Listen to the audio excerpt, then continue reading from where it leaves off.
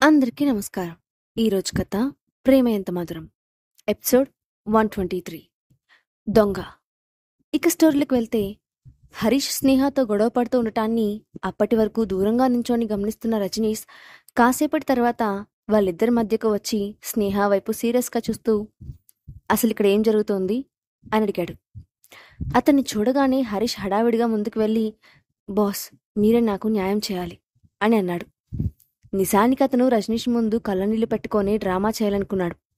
కానీ రజనీష్ ముఖం సీరియస్గా ఉండడం చూసి అతను కొంచెం సైలెంట్ అవుతూ కమల్ వైపు చూశాడు. కమల్ కూడా అక్కడ జరుగుతున్న దానికి తనకి ఏం సంబంధం లేనట్లుగా నుంచున్నాడు. దాంతో హరీష్ స్వయంగా మళ్ళీ మాట్లాడుతూ, బాస్, ఈ మేనేజర్ స్నేహ నా వాచ్ దొంగలించింది.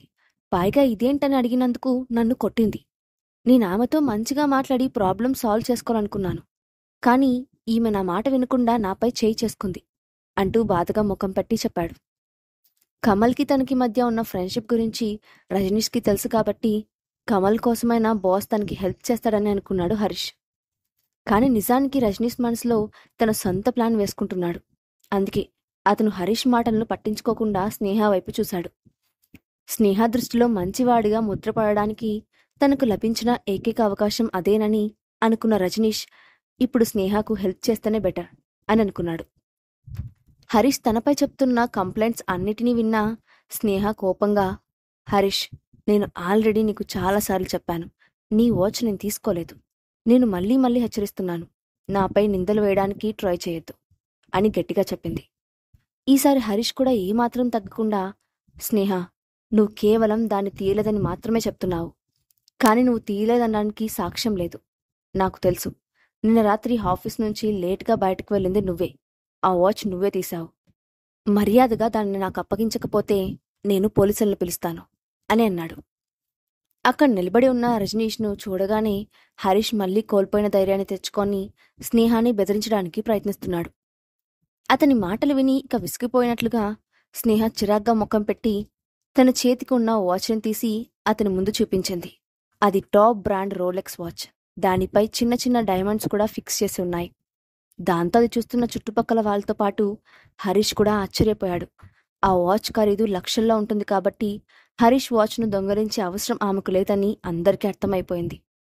అప్పుడు ఆ వాచ్ని చూసిన కొంతమంది కొలీగ్స్ ఒకరితో ఒకరు మాట్లాడుకుంటూ, స్నేహ చేతిలో ఉన్న వాచ్ లక్షల్లో ఉంటుంది అంటే ఆమె నిజంగా అంత రిచ్ పర్సనా అని అనుకున్నారు. మరోవైపు ఆ వాచ్ చూసిన రజనీష్ కొంచెం కూడా ఆశ్చర్యపోయాడు. దాన్ని తప్పకుండా స్నేహకిచ్చింది అక్షయ్ ఉంటాడని అతను ఊహించాడు. నిజంగానే స్నేహను ఆ వాచ్ని పెట్టుకోమని బలవంతం చేసింది అక్షయే. అతను ఆమె కోసం ప్రత్యేకంగా ఆర్డర్ ఇచ్చి తెప్పించాడు. స్నేహ ఎంత వద్దని బ్రతిమాలినా అక్షయ్ వినకపోవడంతో ఆమె వాచ్ను రోజు ఆఫీస్కి పెట్టుకుని వెళ్తోంది. రజనీష్కు ఆమె చేతిలో ఉన్న వాచ్ని చూడగానే అసూయతో పాటు ద్వేషం కూడా కగిలింది. మరోవైపు హరీష్ కూడా ఆమె చేతిలో ఉన్న వాచ్ను చూసి నోట మాట రానట్లుగా నుంచుండిపోయాడు. కానీ కమల్ మాత్రం ఆ అవకాశాన్ని ఏమాత్రం వదులుకోవడానికి ఇష్టం లేనట్లుగా తన మైండ్లో ఉన్న ప్లాన్ బిను అమలు చేయడం మొదలుపెట్టాడు. దాని ప్రకారం అతను నవ్వుతూ, స్నేహ, మీరు మీ చేతికున్న వాచ్ని చూపించారు, చాలా బాగుంది. కానీ మీరు కేవలం ఒక మేనేజర్. ఇంత ఖరీదైన వస్తువులు కొనడానికి మీకు డబ్బు ఎక్కడి నుంచి వస్తోంది? అంటే నువ్వు చేయకూడనిది పనులేమైనా చేస్తున్నావా అంటూ ఆమె వైపు లోతుగా చూస్తూ అడిగాడు. అతని ముఖంలో ఎగతాళితో కూడిన నవ్వు కూడా కనపడుతోంది. కమల్ మాటలు వినగానే వెంటనే హరీష్ మైండ్లో కూడా బల్బు వెలిగినట్లయింది. దాంతో అతను కూడా హడావిడిగా మాట్లాడుతూ, అవును కమల్ గారు, మీరు చెప్పింది నిజమే. ఇంత పెద్ద బ్రాండెడ్ వాచ్ కొనడానికి ఈమెకు డబ్బెక్కడి నుంచి వస్తోంది? అంటే ఎవరైనా ఈమెకు సీక్రెట్గా హెల్ప్ చేస్తున్నారా అని అడిగాడు. స్నేహ అతని మాటలకు సీరియస్గా చూసింది. అయినా హరీష్ ఏమాత్రం తగ్గకుండా, నిజం చెప్పు స్నేహ, ఉన్నట్టుండి కరణ్ లాంటి మామూలు వ్యక్తి హఠాత్తుగా సూపర్ సెలబ్రిటీ ఎలా అయ్యాడో కూడా మాకు అనుమానంగా ఉంది. దానికోసం మీరు ఎలాంటి పనులు చేసి ఉంటారో కూడా ఇప్పుడిప్పుడే అర్థమవుతోంది అని అన్నాడు. కానీ ఈసారి అతని నోట్లో నుంచి మాట పూర్తయ్యేలోపే హరీష్ చెంప చెల్లుమన్న శబ్దం ఆఫీస్ మొత్తం ప్రతిధ్వనించింది. దాంతో ఒక్కసారిగా ఉలిక్కిపడ్డ హరీష్ అక్కడే ఉన్న రజనీష్ వైపు చూశాడు. కానీ రజనీష్ ఏం మాట్లాడకుండా స్నేహ వైపే చూస్తూ నుంచున్నాడు. అప్పటికే కోపం పట్టలేకపోయిన హరీష్ ఇక ఆగకుండా, స్నేహ, నీలాంటి ఆడది ఇక్కడ ఉండడానికి అర్హత కూడా లేదు. పైగా నువ్వు నాపై రెండోసారి చేయి చేసుకున్నావు అని ఆవేశంగా అరిచాడు. అతని మాటలు ఉన్న రజనీష్ ముఖం చిట్లించాడు. మరోవైపు స్నేహ అతని మాటలకు కోపంతో అతన్ని సూటిగా చూస్తూ, హరీష్, నేను నిన్ను చివరిసారిగా హెచ్చరిస్తున్నాను. నీ మాటలు జాగ్రత్తగా రానివ్వు. ఇప్పటిదాకా నిన్ను వదిలేశాను. మరోసారి నీకా ఛాన్స్ ఇవ్వను అని క్లియర్గా చెప్పింది. కాని హరీష్ ఆ మాటలు ఏమాత్రం పట్టించుకోకుండా, ఏం చేస్తావు? అసలు నువ్వు నాకు చెప్పే అంతటి దానివా? అయినా మేము ఇన్ని మాటలు మాట్లాడుతున్నా నువ్వు దాన్ని ఖండించకుండా సైలెంట్గా నుంచున్నావంటేనే నువ్వు ఎలాంటి దానివో తెలుస్తోంది. అయినా నీ గురించి నేను ఈ మధ్య చాలా వింటున్నాను. నిన్ను ఎవరో పెళ్లి చేసుకొని వదిలేస్తే నువ్వు ఇప్పుడు ఒక బిగ్ షాట్ని పట్టి అతని దగ్గర ఉంటున్నావని నాకు బాగా తెలుసు అన్నాడు. ఆ మాటలు వినగానే స్నేహ ముఖం కోపంతో ఎర్రబడిపోయింది. అవమాన భారంతో ఆమె చిన్నగా పళ్ళు కొరుకుతూ కోపంతో పిడికిలు బిగించి హరీష్ వైపే చూస్తోంది. ఆ టైంలో ఆమె చూపుకి శక్తి ఉంటే హరీష్ అందులోనే మాడి మస్సయిపోయేవాడు. అక్కడున్న అందరూ సైలెంట్గా అతని మాటలను వింటూ ఉన్నారు. కొలీగ్స్ అంతా ఆమె వైపు అనుమానంగా చూస్తూ ఉన్నారు. అప్పుడు స్నేహ ఆవేశం ఆపుకోలేక వెంటనే తన కాలుని పైకెత్తి హరీష్ కడుపులో గట్టిగా తన్నింది. దాంతో అతను అమ్మా అంటూ నేలపై కూర్చుండిపోయాడు. ఆ దెబ్బ నుండి అతను తేరుకోనలేపే స్నేహ మళ్లీ వెళ్లి హరీష్ కాలర్ పట్టుకొని పైకి లేపి అతని చేతిని మెలితిప్పి వెనక్కి పెట్టి, నీకిప్పటికే చాలాసేపటి నుంచి చెప్తున్నాను. అయినా నువ్వు నోటికి అదుపు లేకుండా మాట్లాడుతూనే ఉన్నావు. ఇక నన్ను ఏమాత్రం క్షమించేది లేదు అని అంది. ఆమె పట్టు నుండి విడిపించుకోలేకపోయిన హరీష్ పక్కనే ఉన్న రజనీష్ వైపు చూస్తూ, బాస్, ఈ స్నేహ అందరి ముందు నాపై చేయి చేసుకుంటూ ఉంది. అయినా మీరు సైలెంట్గా ఉన్నారు. దయచేసి నాకు న్యాయం చేయండి అంటూ ఏడుపు ముఖంతో అడిగాడు. అతని ప్రశ్నకు రజనీష్ ఏం మాట్లాడకుండా పక్కనే ఉన్న కమల్ వైపు చూసి, చూడండి మిస్టర్ కమల్, ఇతను అనవసరంగా ఎలాంటి సాక్ష్యాలు లేకుండా స్నేహాను అవమానించడానికి ప్రయత్నించాడు.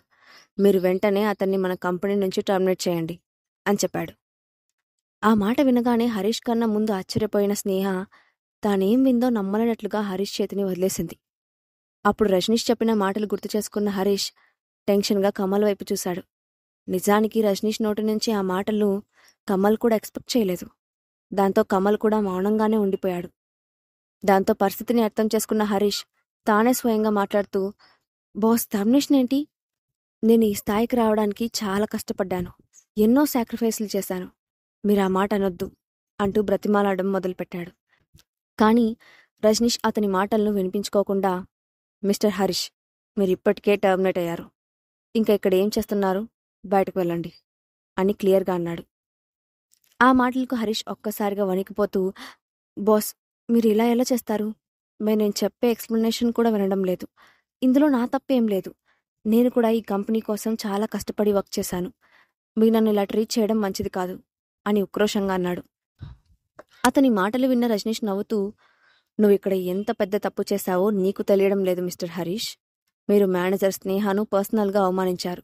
ఇది మన కంపెనీ రూల్స్కి విరుద్ధం కాబట్టి ఇక మీరు మాట్లాడడానికి ఏమీ లేదు అని చెప్పాడు. ఆ మాట వినగానే ఇక తనకు మరో దారి లేదని అనుకున్న హరీష్ వెంటనే రజనీష్ను బ్రతిమాలుతూ, బాస్, నిజమే, నేను తప్పు చేశాను. ఇంకోసారి ఇలా చేయను. దయచేసి నన్ను క్షమించండి. నేను ఈ కంపెనీ ఆర్టిస్టుని. నన్ను వదిలేయద్దు అని చెప్పాడు. దాంతో రజనీష్ చిన్నగా నవ్వుతూ, ఇందులో నేను చేసేదేమీ లేదు మిస్టర్ హరీష్. ఇప్పుడు మీరు ఏం మాట్లాడాలనుకున్నా స్నేహతోనే మాట్లాడి నిన్ను క్షమిస్తారో లేదో నువ్వు ఆమెను అడగాలి అని అన్నాడు. దాంతో హరీష్ వెంటనే స్నేహ దగ్గరికి వెళ్ళి, మేనేజర్ స్నేహ, నేను చేసింది తప్పే. మరోసారి ఇలా చేయను. నన్ను టర్మినేట్ చేయొద్దని బాస్కి మీరైనా చెప్పండి అని అడిగాడు. అప్పటిదాకా ఆమె నోటికి వచ్చినట్లు మాట్లాడి ఇప్పుడు తన జాబ్ పోతుందని బ్రతిమాలుతున్న హరీష్ను చూసి స్నేహ నవ్వుకొని, నో మిస్టర్ హరీష్, మీరు చేసిన పనికి శిక్ష అనుభవించక తప్పదు అని చెప్పి వెంటనే ఫోన్ తీసి పోలీసులకి కాల్ చేసి విషయం వివరించింది. దాంతో కాసేపటికి అక్కడికి వచ్చిన పోలీసులు హరీష్ను కస్టడీలోకి తీసుకున్నారు. అప్పుడు రజనీష్ పోలీసులతో, ఇతనికి సరైన గుణపాఠం చెప్పండి అని మాత్రమే అన్నాడు. స్నేహ చాలా బాధపడిందని గమనించాడు రజనీష్. అందుకే హరీష్పై అతనికి అసహ్యంగా అనిపించింది. ఆ మాటలు విన్న కమల్ ముఖం పాలిపోయింది. వెంటనే ఏదో చెప్పడానికి నోరు తెరిచాడు. కాని రజనీష్ అతన్ని సీరియస్గా చూడడంతో అతని గొంతులోనే మాటలు ఆగిపోయాయి. దాంతో అతను మరో మాట మాట్లాడే ధైర్యం చేయలేక హరీష్ వైపు సానుభూతితో చూశాడు. అసలు ప్లాన్ మొత్తం చెప్పిన కమల్ సరైన టైంలో వెనకడుగు వేయడంతో హరీష్కి కూడా కోపంగా అనిపించింది. దాంతో అతని వైపు అసహ్యంగా చూశాడే తప్ప ఇంకేం మాట్లాడలేదు. చివరికి హరీష్ను పోలీసులు తీసుకెళ్లిపోయారు. ఆ తర్వాత స్నేహ నేరుగా తన క్యాబిన్లోకి వెళ్ళిపోయింది. ఉదయాన్నే జరిగిన ఈ గొడవ ఆమెను కొంచెం డిస్టర్బ్ చేసినా మెల్లగా తాను కూల్ చేసుకుంటూ వర్క్లో బిజీ అవ్వడానికి ప్రయత్నిస్తోంది. ఇంతలో డోర్ తీసుకొని లోపలికి వచ్చాడు రజనీష్. జరిగిన గొడవతో అసలే విసుగ్గా ఉన్న స్నేహ అతన్ని చూసి చిరాగ్గా, బాస్, విషయం మొత్తం సెటిల్ అయిపోయింది. ఇంకా మీరిక్కడేం చేస్తున్నారు అని అంది. రజనీష్ ఏం మాట్లాడకుండా వెళ్ళి తన పాకెట్లో నుండి పెయిన్ కిల్లర్ స్ప్రే తీసి స్నేహ ముందు పెడుతూ, స్నేహ, నువ్విందాక హరీష్ని కొట్టేటప్పుడు నీ చేతికి గాయమైంది. అది నేను చూశాను. అందుకే మీకోసం స్ప్రే తెచ్చాను. మీరు గాయానికి అప్లై చేయండి అని అన్నాడు. దాంతో స్నేహ తన చేతి వైపు చూసుకుంది. నిజంగానే ఆమె చేతి మణికట్టు దగ్గర స్కిన్ ఎర్రగా కమిలిపోయి కనిపించింది. అప్పటిదాకా కోపంతో ఉన్న ఆమెకు ఆ చేతి నొప్పి పెద్దగా తెలియలేదు. కాని ఇప్పుడు ప్రత్యేకంగా దాన్నే చూస్తుండడంతో ఆమె చేయి కొంచెం నొప్పిగా అనిపించింది.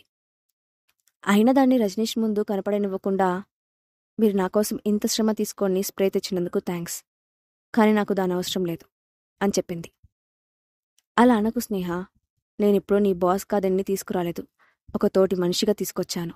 దయచేసి నాపై ఉన్న కోపాన్ని పక్కన పెట్టి గాయానికి స్ప్రే చేసుకో అంటూ మృదువుగా చెప్పాడు రజనీష్.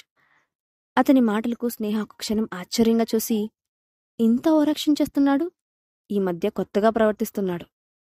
అయినా ఇప్పుడు వీడితో ఎక్కువసేపు వాదించడం అనవసరం అనుకుంటూ వీలైనంత త్వరగా స్నేహ ఇంకేం మాట్లాడకుండా అతను తెచ్చిన పెయిన్ కిల్లర్ స్ప్రేను తన చేతిపై స్ప్రే చేయడం మొదలుపెట్టింది. అది చూసిన రజనీష్ ఆమె చిన్నగా తన దారిలోకి వస్తూ ఉందని అనుకుంటూ లోపలే నవ్వుకొని స్ప్రే చేస్తున్న ఆమె చేతి వైపే చూస్తూ ఉన్నాడు.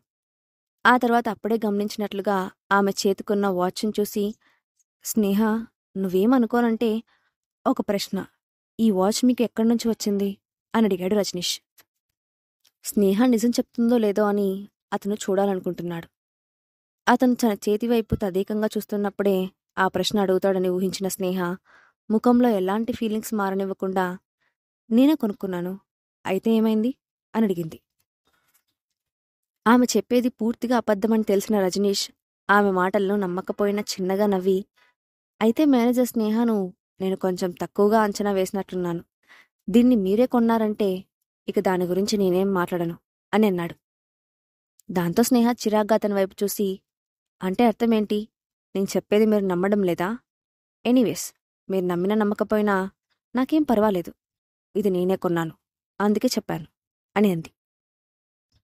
ఆమె మాటలు విన్న రజనీష్ ఆలోచిస్తూ, ఈమె అక్షయ్ పేరు ఎందుకు బయటకు చెప్పడం లేదు? అతనితో ఉన్న రిలేషన్ను ఎందుకు దాచిపెడుతూ ఉంది? అంటే ఇద్దరి మధ్య ఏదైనా డిస్టర్బెన్స్ ఉన్నాయా?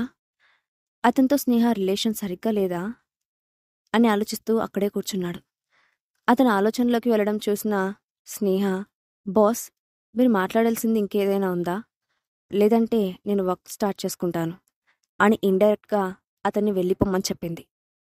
అప్పుడు రజనీష్ ఆమె వైపు సూటిగా చూస్తూ, స్నేహ, నా సబార్డినేట్ సంతోషం కన్నా నాకు ముఖ్యమైనది ఏమీ లేదు అని అన్నాడు.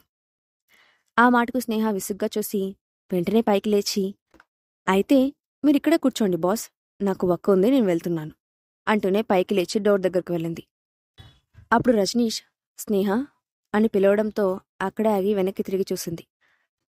అప్పుడు రజనీష్ మెల్లగా తను కూర్చున్న చోటు నుంచి పైకి లేచి డోర్ దగ్గరకు వచ్చి ఆమె కళ్ళల్లోకి కళ్ళు పెట్టి చూస్తూ, నేను వెళ్తున్నాను, నీకు ఎప్పుడు ఏ హెల్ప్ కావాల్సి వచ్చినా నేనున్నానని మర్చిపోవద్దు అని చెప్పి డోర్ తీసుకొని వెళ్ళిపోయాడు. స్నేహ అతను వెళ్ళిన వైపే నోరు తెరుచుకొని చూస్తూ, అసలు ఇతనిలో ఇంత మార్పెందుకు అని తనను తాను ప్రశ్నించుకుంటూనే తిరిగి వెళ్ళి తన చైర్లో కూర్చుంది. కాని వెంటనే అతని ఆలోచనలు పక్కకి నెట్టేస్తూ కాసేపటి క్రితం జరిగిన గొడవ గురించి ఆలోచించింది. వెంటనే ఆమె ఒక నిర్ణయం తీసుకున్న దానిలా హడావిడిగా కొన్ని డాక్యుమెంట్స్ టైప్ చేయడం మొదలుపెట్టింది. స్నేహ తన జాబ్కి సంబంధించి ఎలాంటి నిర్ణయం తీసుకోబోతోంది? ఆఫీస్లో జరిగిన గొడవ గురించి అక్షయ్కి తెలుస్తుందా? నెక్స్ట్ పార్ట్లో చూద్దాం. ఈ స్టోరీ అప్డేట్ ఎలా ఉందో కింద కామెంట్ బాక్స్లో మీ ఒపీనియన్ని షేర్ చేయండి. అలాగే ఇలాంటి మరిన్ని స్టోరీస్ కోసం మా ఛానల్ సబ్స్క్రైబ్ చేసుకోండి. Thanks for watching.